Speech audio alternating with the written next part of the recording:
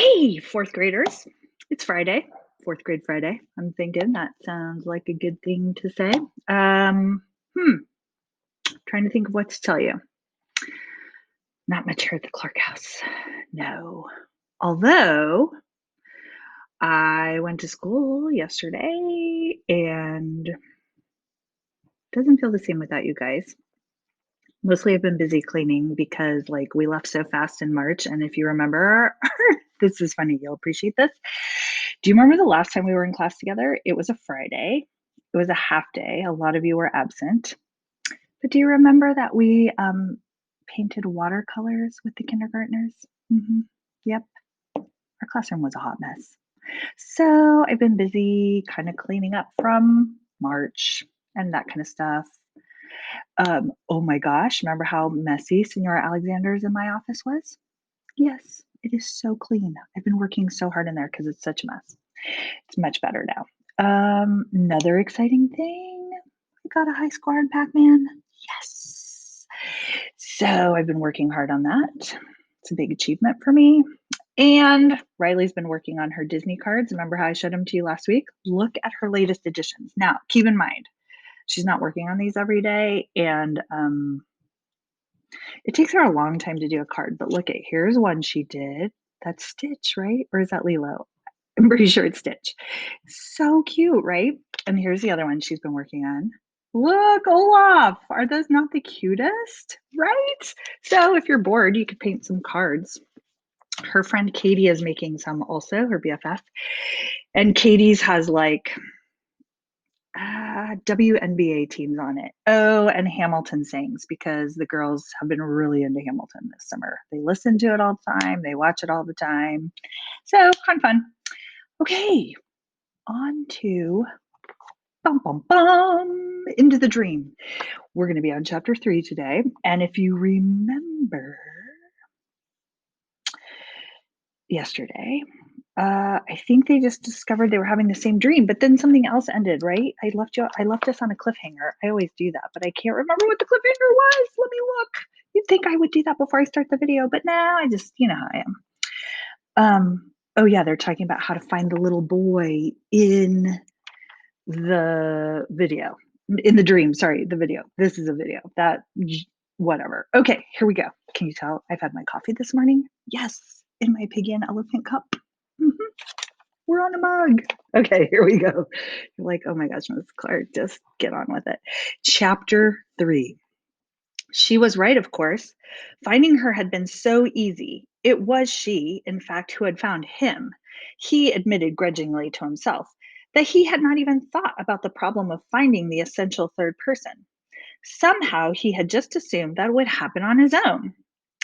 But now his brief elation and confidence were swept away by the hopelessness of the situation, and he did not even answer her. She was still fuming. Yeah, she said, you sure don't know what to do. And me, I was stupid enough to think maybe you'd have an idea. She stared straight ahead. Wow. Whoever's running this show really threw me in with a winner. That's for sure. I wish I could forget about the whole stupid thing. Whoosh, Francine is not a happy girl, is she? Then why don't you? He said petulantly, feeling wounded. Then why don't you? She mimicked. Yeah, sure, I'm going to forget it. Sure, I'm going to forget that feeling. And as she said the word, her voice dropped. That feeling of something about to happen to you, you mean? He asked her, forgetting to be wounded as the icy sensation flowed between them. The dark and threatening power of it suddenly seeming to fill the sunlight. It was worse last night, wasn't it? He said in a sudden ominous silence. Oh, it was bad, Francine murmured in a hushed voice, shaking her head. I don't know what it is, but it's worse than anything I ever. And we're the ones who have to do something about it. I know, he agreed. I can't think about anything else. We've got to find that kid. Yeah, she pushed her hair back and looked away. Yeah, right back to the beginning again, she said to her in her normal voice. Oh, why isn't this happening with somebody who, well, personally, I don't know what makes you think you're such a great person to be with, said Paul in an uncharacteristic burst of anger. You never do anything except whisper and giggle and yeah, teacher's pet, she said, her voice rising as she backed away. I'm going back now, so nobody will see me with you. And she hurried out of the courtyard. Now, boys and girls, let's just talk for a minute. Is this going to get them anywhere? No. We need teamwork, right? Kind of like what we need in America right now. We need some teamwork. Everybody's got to work together. We can't be angry at each other. Francine and Paul can't be angry at each other. No. Work together, Francine and Paul. Come on, do it for the kid. Anyway, they did not speak to each other again that day. Paul was miserable and furious. When he got home, he sulked in his room and once again did no homework. Why did he need Francine? It was probably a mistake. She wasn't really in the dream. Just forget about her, he told himself as he got into bed. You can do it on your own. He awoke several hours later, shuddering and shaken and dripping with sweat, only barely managing to keep himself from crying out in anguish. The unknown disaster was coming faster, and it was unimaginably terrible. His antipathy toward Francine paled in comparison. There was no alternative but to join with her and do whatever it was they had to do to avert the terror. That's the spirit, Paul! Teamwork! There was no even need. Blah, blah, blah. Let's start that part over, Miss Clark. There was no need even to ask her about it.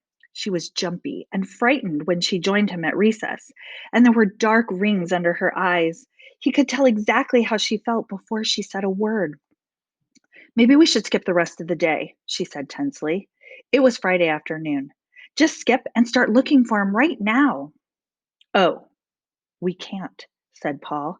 I'm already in trouble as it is. Tomorrow is Saturday. We'll have to wait until then. But even then, what can we do? There was a frantic edge to her voice. Where do we look? Where do we go? What are we even looking for? I don't know. I don't know. But what else can we do? Just go everywhere and keep looking for the right person. He's probably looking for us too. Yeah, that's right, Francine said a little more calmly. Maybe that does make sense.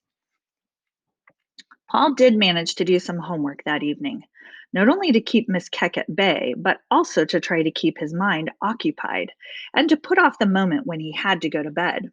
He was so anxious and apprehensive about the terror of the dream now that it seemed as though sleep would be impossible. Unfortunately, it was not. The dream was changing again. As the terror increased, certain things faded away and others came to take their place. Stardust was hardly noticeable now. Instead, he was aware of the moon, a full moon, hanging above them like a pale echo of the dazzling, shimmering globe in the middle of a field. The little boy was wrapped in a trance. The creature behind had almost reached him now. The high pitched whining rose and fell, the eerie babble of voices, and as the horror bore down upon him, he suddenly noticed other lights at the edge of the field, swinging and swirling in unlikely arcs, tied inextricably to the terrible event that they somehow had to prevent. Paul and Francine walked for hours and hours the next day, looking for the little boy. Eyes, noses, mouths, endless combinations of different features, and none of them seemed right. And how do we even know he's in the city, said Francine, or even in this country? We don't know, said Paul. But what else can we do? Fly around the world? Oh my gosh. I don't know if I should show you this picture yet because I don't think I've read it. So let me just read a little more and then I'll show you a picture. But you're going to get a good picture. A few minutes later, on a busy street corner, Francine suddenly stopped walking. Hey, she cried out, we're making a huge mistake. People were pushing past impatiently, and two men behind almost bumped into them. Paul pulled Francine over to the side and said, Okay, what is it? Well, she said a little breathlessly, here we are doing this impossible thing of looking for this kid, but we haven't even stopped to think about what the dream really is, what it means, and why it's happening to us. It's like we're doing the whole thing backwards. Huh, said Paul, feeling disappointed because her idea was so obviously right and he had not thought of it. But at the same time, excited by the possibilities it offered them. I mean, Francine went on, there must be something about us, about you and me, that's the same. Otherwise, we both wouldn't be having the same dream. If we find out what it is, there's got to be some kind of answer there. I guess you're right, Paul said. How come I didn't think of that? Beats me, brain boy, Francine smiling slightly. Maybe because you could never stand to think of anything about us could be the same.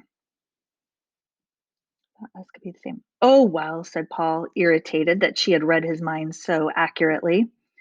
How had she been able to do that? Let's just go sit down somewhere and try to figure this out.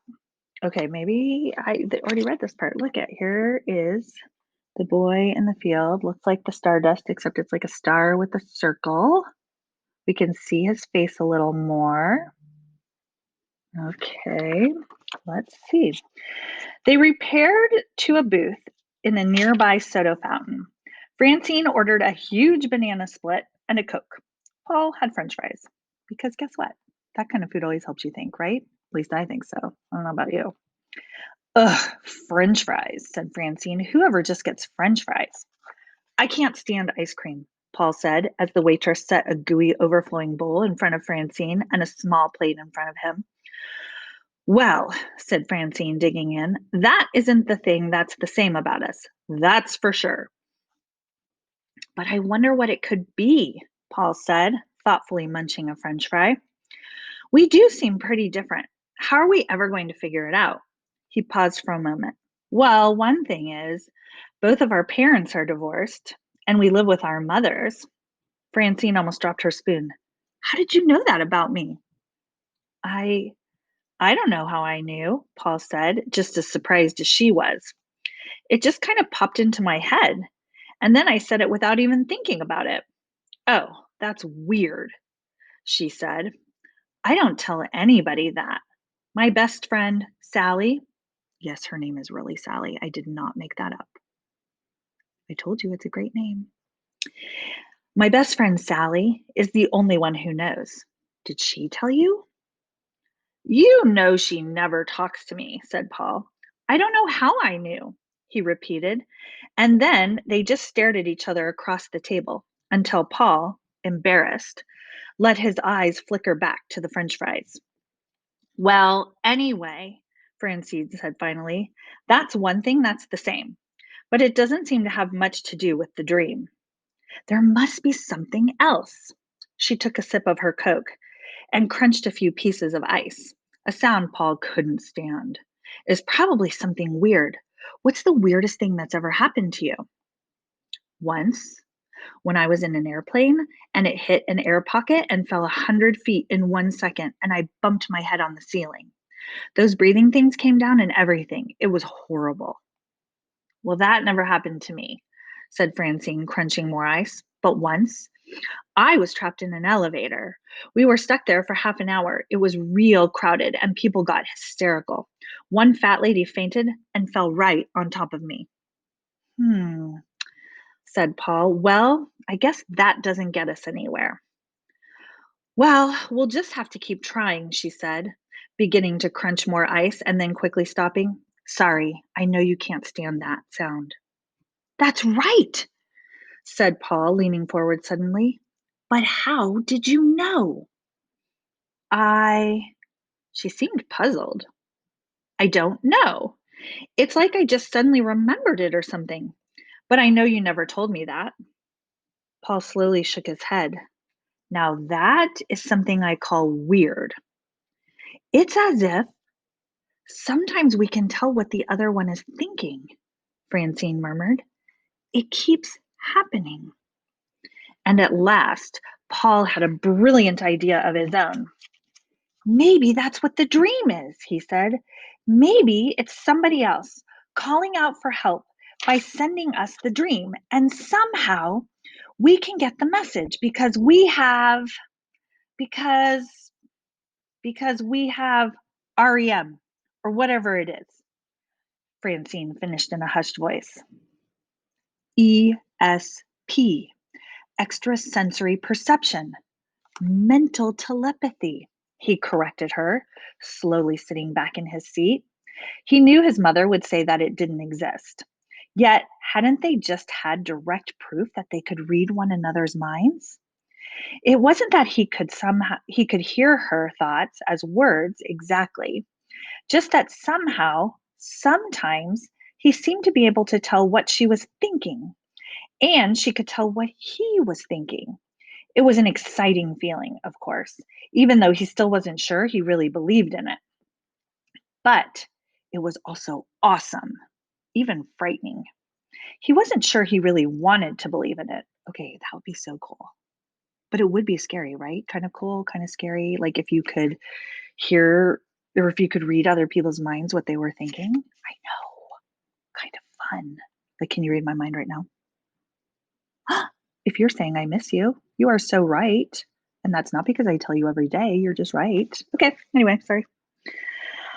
Um, but what is happening to us? Francine sounded frightened too. Why is the person sending the dream to us? And if it really is true, then what made us like this? I have no idea, said Paul, feeling shaky all over, as though his mother had just screamed at him. Well, we'll just have to find out, Francine said, all at once, sounding brisk again. We'll just have to tell each other everything, starting from the day we were born.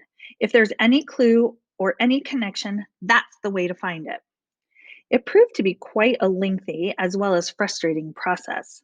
Paul had trouble concentrating because he kept wondering if he really did have ESP and thinking how unreal it seemed. They were still on their infancies when they had to leave the drugstore because other people were waiting to sit down. Oh, okay, let me explain that to you. This is so cool. Drugstores like CVS and Walgreens and those types of places used to have like little counters that you could sit at and order ice cream and french fries, the kinds of things that Francine and Paul are doing. I didn't realize when we started this chapter, we're in the middle of it, that they were at a drugstore. That's also what we used to call CVS's and Walgreens. Not that I'm that old to remember it. Well, maybe I am.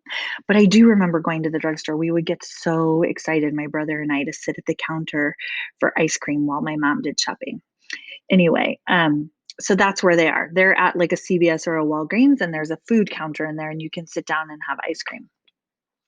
Can I just say it's not quite as good as Dairy Queen or the Blizzards? But those of you that haven't had a Blizzard, you really should do that this summer. Tell your parents that's what you want to do before you go back to school. Just saying. Okay. So anyway, that's where they are, and that's what they're talking about. Now I have no idea where it is. Where I was. Sorry. We'll just have to tell. Okay. He wasn't really sure he wanted, but why is it happening to us? Francine sounded frightened too. Why is the person sending the dream to us? And if it really is true, then what made us like this? Okay, I know I just read you all this, but I'm just going to reread it. Sorry. I have no idea, said Paul, feeling shaky all over, as though his mother had just screamed at him. Well, we'll just have to find out, Francine said, all at once sounding brisk. We'll just have to tell each other everything, starting from the day we were born. If there's any clue or any connection, that's the way to find it. It proved to be quite a lengthy as well as frustrating process. Paul had trouble concentrating because he kept wondering if he really did have ESP and thinking how unreal it seemed. They were still on their infancies when they had to leave the drugstore because other people were waiting to sit down. The two men who had been sitting in the booth next to theirs had to leave too. Then they moved my father to another army base, Francine was saying as they strolled down the street. So we had to move again, this time to Stockton, California. We lived in a crazy old house in the desert, and I used to pick on the kid who lived downstairs. Were you ever there? Paul, are you listening? What? Oh, sorry. What did you just say? Stockton, California, she said furiously and stamped her foot. Paul, we are never going to get anywhere if you don't pay attention. But I can't help it, he said. I can't stop thinking about having mental telepathy. I guess it must be true, but still, it's so hard to believe. And if it is true, it's a big deal. It's a huge deal. It's probably the most important thing that will ever happen to us. She grabbed him by the arm and pulled him around to her face. Well, the dream is a big deal too. The dream is important, she added. Come on, Paul. Oh, all right, he said, feeling guilty and irritated. But I already told you, I've never been out west, and you only moved here a year ago. And nothing weird happened in the last year. So it all seems sort of hopeless. And suddenly he stopped. Wait a minute, he went on slowly. What? Said Francine. What? Go on. I did go out west once with my mother when she was getting the divorce. We were in Nevada for about 6 weeks. How could I forget it? Because it was probably horrible and you didn't want to remember it, said Francine with another surprising flash of intuition. But when was it? Do you remember when you were there? Let's see, he said, counting on his fingers. It must have been. Yes, it was 4 years ago, last summer. It'll be 5 years this summer. I think it was in July. So it's 5 years ago this summer, July, this coming July. Well, we never lived in Nevada, said Francine, but I'm sure we were there a couple of times, going from one place to another. Maybe you and I were there at the same time. Maybe something happened when we were there that we don't know about or don't remember. But it seems so distant from. Look, Paul, she said as though she were talking to a small boy, it's the only thing we have to go on. Now you go home and ask your mother exactly when you were there and where you were and if anything funny happened. And I'll ask mine and then call me and we'll try to figure it out, okay? Sure, he said, uncomfortable with her now. Okay, she said, see you. And she turned and walked away from him. On the way home, Paul thought about how unlucky he was to have mental telepathy with Francine. It was such an exciting thing to happen, and yet Francine ruined it. He no longer really considered her silly. Instead, she gave him the feeling that he was dull or inferior in some way. It was a difficult feeling to tolerate. What was he doing that made her feel that way? What was he doing wrong? His mother did indeed remember Nevada. I had to waste 6 weeks of my life in that place, she said, and she emphatically sliced through an onion. But do you remember when it was? I mean, what the exact dates were? Hmm, I suppose I could if I had to. She looked up at him from the cutting board. But why do you want to know? I don't know. Behind his back, he cracked his knuckles, though he was attempting to appear calm and almost indifferent to the questions he was asking. It's just that I hardly remember being there. It seems funny to go someplace and then hardly remember being there at all. Do you remember where we stayed? Oh, it was just outside of Reno. I can't remember exactly. He prepared himself to ask the question that he knew would blow his cover and bring on a torrent of questions from her. He let his fingers run casually through the pages of the cookbook lying open on the kitchen counter. When we were there, he said slowly, did anything, do you remember if anything sort of weird or. But she interrupted him with a little laugh before he had a chance to ask it. What I won't forget, she said, is the name of the hotel where we stayed. And she looked away from him. The sign flashed outside my window all night. Stardust. The Stardust Motel. Dun dun dun. Are you surprised? I'm not. I mean, come on. The Stardust Motel. So it's something that happened at the Stardust Motel. I can't wait. And guess what? You have to wait till Monday. All right, guys. I hope you have a fabulous weekend. I hope you get to do something fun. It's super hot, so let's hope for rain. Everybody do a rain dance. Come on, dance, dance, dance, dance break, dance party. All right, miss you guys tons. I just keep thinking each day I'm like getting closer to maybe seeing you in cyberspace, or you could send me pictures if you're bored. All right. Miss you guys, oodles. Have a great weekend, and I will talk to you soon. Bye.